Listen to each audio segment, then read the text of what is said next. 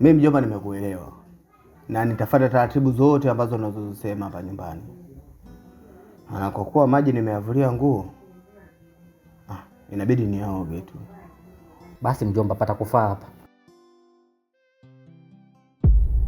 Jamani, mimi naomba niwaache.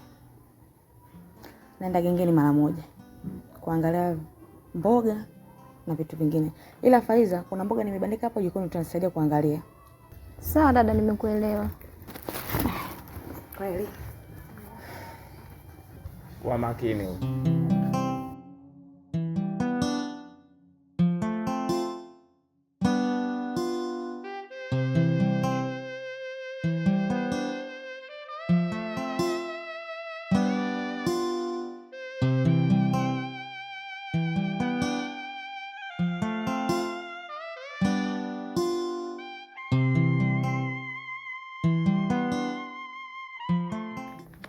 Mbona unashtuka namna hiyo? Kipi usichokielewa hapo? Kwani wewe ni mtoto? Hiyo kazi ni ya dada yako.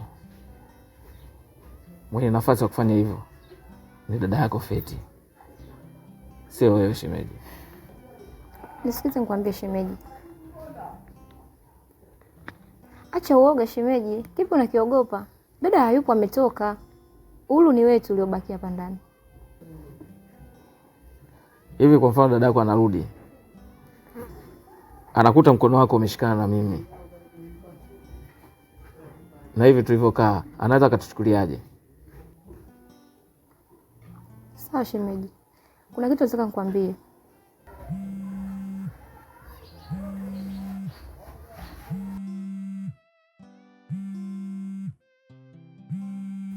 Pokea simu, inaita.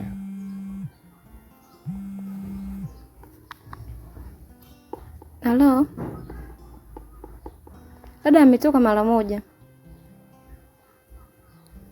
Akija nitampa maagizo yake. Sawa, nipo na shemeji, usije karibu. Sawa.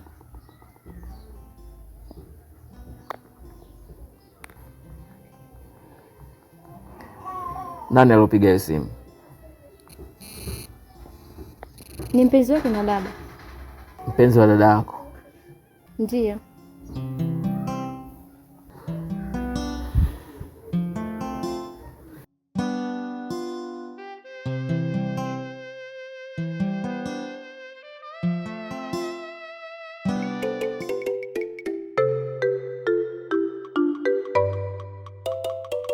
Bwana Mkambala, mimi nimekuja ndugu yangu kuhusiana na ile swala tulozungumzia siku ile. Vizuri. Alafu pia mzee alikuja nyumbani, naye anajua full mkanda kuhusiana na mambo yanayonikabili mimi, ila alichosisitiza ni kwamba mimi niachane na yule mwanamke. Ndio. Na pia amesema hivi, kuna mwanamke amemwona anafaa, ana tabia njema na ana maadili mazuri. Baba alisema huyo binti anaitwa Sharifa. Oh, vizuri. Yule Sharifa na kule kwa Biti Dugo, ambaye anaeka na babake mdogo Samcheke. Huyo. Vizuri sana. Ni binti mzuri sana. Ameona kitu.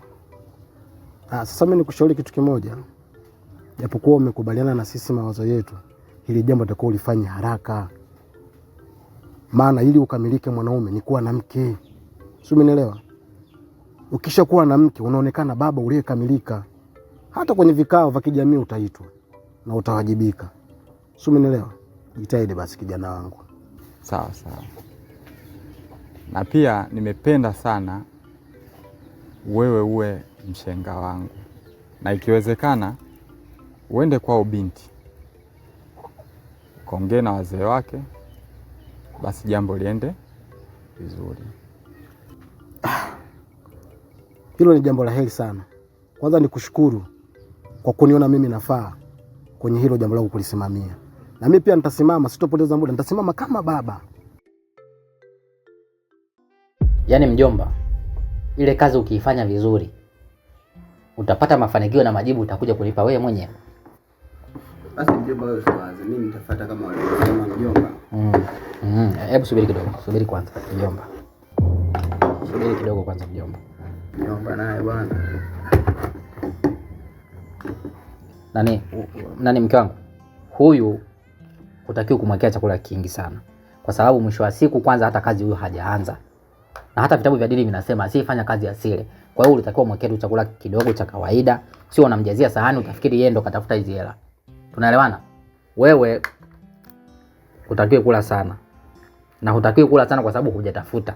Nimekupeleka ukafanye kazi ili ukisha kuwa umepata hela ndo ule sana. Ila kwa sasa hivi unatakiwa ule kawaida. Mjomba hiyo roho mbaya hiyo. Mme wangu, lakini wewe si aulagi sana. Ndio maana nikaamua nikukadirie. Na kama uliona chakula hakitoshi, ungeniambia ningeenda kukuongeza jikoni. Sasa mbona umechukua chakula cha mjomba? Hujakosea. Kweli mimi sili sana. Lakini kutokula sana kwangu haimaanishi kwamba umwekee huyu chakula kingi. Ni bora chakula kibaki ndani. Hivi huyu amefanya kazi gani tokea amekuja mpaka umpe chakula kingi? Akifanya kazi, akipata hela ndo ataanza kula sana. Ila kwa sasa hivi mjomba, kula hicho hapa. Upate uchungu. Sawa mjomba. Lakini mjomba unanipa kichwa hiki mimi ninunulie chakula kweli mjomba? Mjomba, kama hakikutoshi kata na cha kwako ule.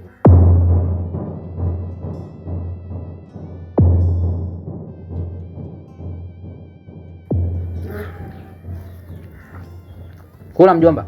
Kula tuende kule kazini.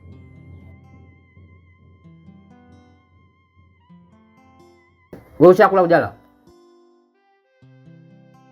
Umekula hivi hivi au labda umejiwekea vya kwako huko umepika roast umekula, halafu leo unatupa ubwabwa sisi hapa na samaki za kurumagia. Umekula hivi hivi? Sawa, endelea na shughuli zako. Mjomba, haya mambo yapo, lakini ni mpaka ufanye kazi. Kama hujafanya kazi, usile.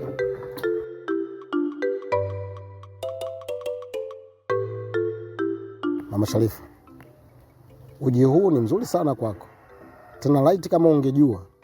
Nahisi kuna vitu vingine ulivyovificha vile, ungevitoa. Hivi mzee mzangu nimemkuta lakini hajarudi. Huyu bwana naye kwa kutoka huyu.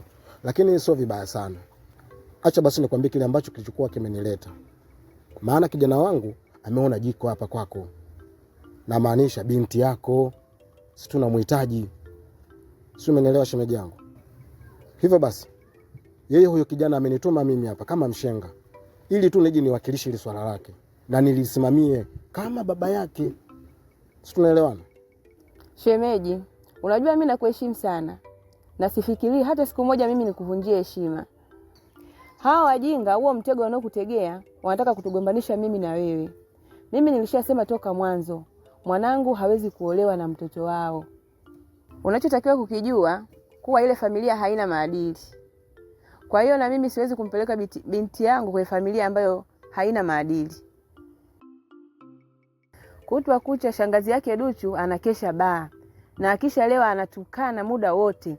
Leo mimi nimchukue binti yangu nimpeleke kwenye familia ile ambayo haina maadili, hilo jambo haliwezekani kabisa shemeji. Mama Sharifa, ni kijana gani unamzungumzia sasa wewe? Mimi kijana wangu ana maadili. Tena ni mtu ambaye swala tano, ni mstaarabu kabisa, anaheshimika. Mimi namzungumzia Kiku. Ni kijana gani tena wewe? Unamuongelea wewe ambaye mimi simjue. Shemeji, huyu Kiku na Pombe, wapi na wapi? Kijana ni mstaarabu. Mimi siwezi tu kuchukua vijana wenye kutembea nguo umeshikilia mkononi. Ni kitu ambacho sikiwezi. Na nisingefanya wala singechukua hatua hiyo. Kiku ni mstaarabu. Ukimkosa nyumbani msikitini. Na ana maadili, ukimwona tu mwenyewe unajua kweli hapa nimepata mkwe. Shemeji yangu bwana, acha hizo bwana. Kwa umri huu nilionao mimi siwezi kutuma kuja kusimamia kazi za kiuni. Hawezi muuni kunibeba beba tu nikaja hivi. Hembo liangalie kwa upande wa pili hilo. Kwanza shemeji, naomba niseme mimi unisamee. Kumbe mawazo yangu yalikuwa ni tofauti. Nikafikiri kwamba unamzungumzia yule kijana ambaye shangazi yake hana maadili. Kumbe unamzungumzia Kiku. Kiku yule kijana sina shida naye. Na familia yake pia ina maadili.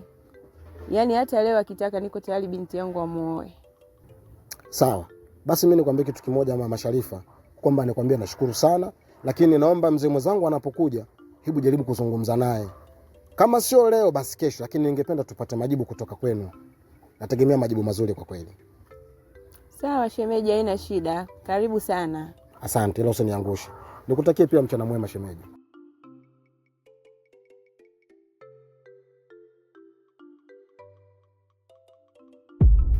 Sharifa mwanangu, lile jambo lilikuwa nalisumbukia siku zote, leo limepata tiba. Yaani ungewahi kidogo tu ungemkuta mshenga. Mshenga mama? Ndiyo mwanangu.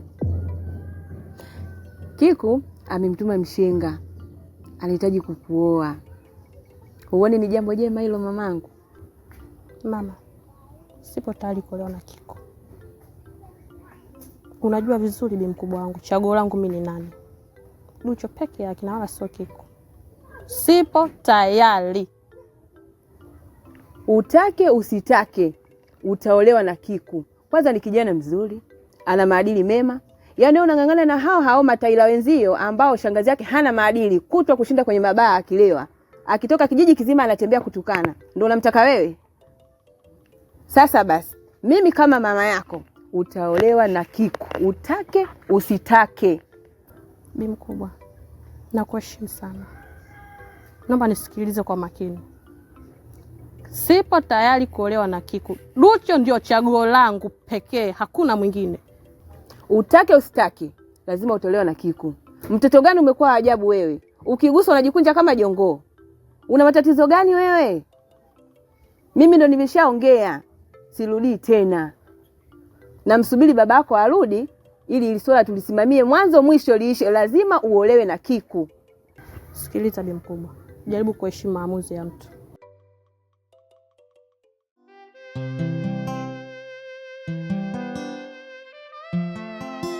Zuena, siku hizi umekuwa na dharau sana wewe.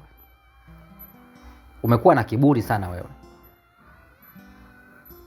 Yaani imefikia hatua sasa nikizungumza haunichukulii kama mumeo. Unanichukulia kama wapuzi wengine unaokutana nao huko mtaani. Ndio unanifananisha nao mimi. Kwa sababu kama ungekuwa unajua kama mimi ni mumeo na unatakiwa kuniheshimu kama mume, usingekuwa unafanya upuzi ambao wewe unaufanya kila siku. Leo nimeondoka. Nimeenda zangu kwenda kuzurura, hata kuoga sijaoga. Lakini sababu ni wewe. Unashindwa kuamka asubuhi kunichemshia maji mimi nikiamka nioge. Yaani unalala, utafikiri yani umelala kwenye kitanda cha mama yako. Hivi una akili vizuri kweli wewe? Au mimi kukuoa imekuwa shida? Mimi kukusaidia, maana yake kukuoa nimekusaidia. Na thubutu kusema hivyo kwa sababu wewe, familia yenu kule kijiji kizima kile, hakuna mtu mwenye nyumba kama hii ambayo ameniachia marehemu baba yangu. Sasa huoni kama nimekusaidia? Hata mama yako mwenyewe nina uhakika huko aliko anajivunia kwamba mwanangu kaolewa na mtu mwenye pesa. Hata kama ni za urisi. Kama kurisi utajiri mnaona ni rahisi, karisi kwa baba yako. Baba yako si yuko pale? Nenda karisi utajiri wake. Uone kama hujaambulia ile nyumba ya makuti pale mnao kesha pale. Nyumba ambayo hata mtu akinywa maji akirusha juu, nyie ndani mnahisi kama mnanyeshewa na mvua. Unashindwa kuishi na mwanaume, unashindwa kujua mwanaume anatakiwa aishi vipi. Hivi una akili vizuri kweli wewe? Mwanaume anatakiwa aheshimiwe. Mwanaume anatakiwa alelewe kama mtoto mdogo, lakini hicho kitu kwako sikioni. Nisikilize nikuambie.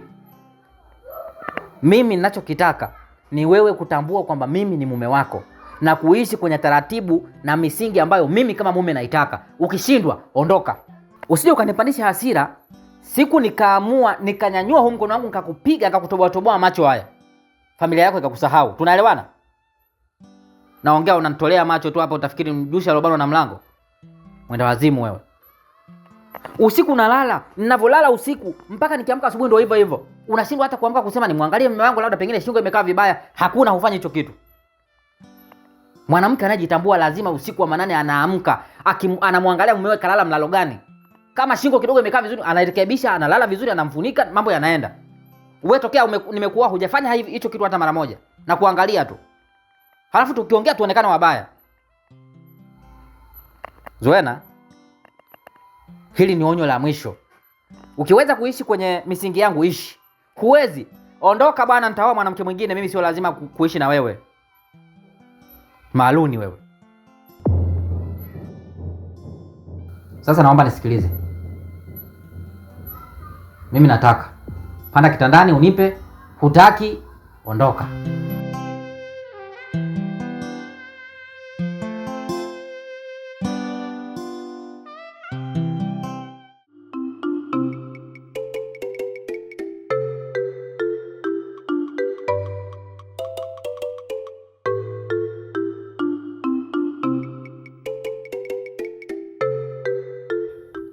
Ducho.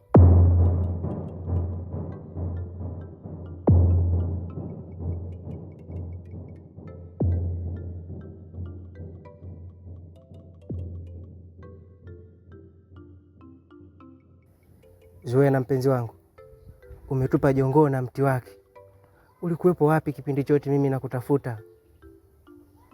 Hakika nilipata wakati mgumu sana kipindi nikikumbuka taswira yako. Nakupenda mpenzi wangu, hatimaye tena leo umerejea kwenye himaya yangu.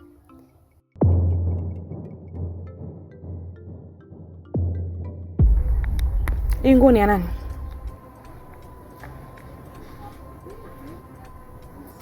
Hii nguo Feti, mimi sijui. Mwenye hii nguo wewe unamjua, sijui, unaelewa? Nataka majibu kamili.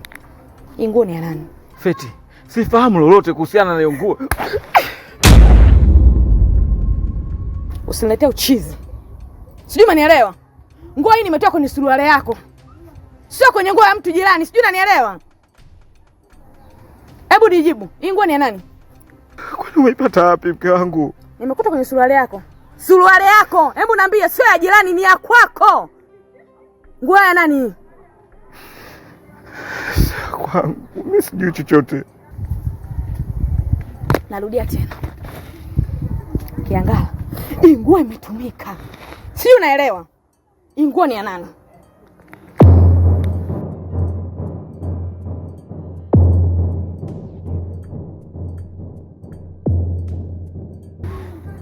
Wewe unajifanya malaya.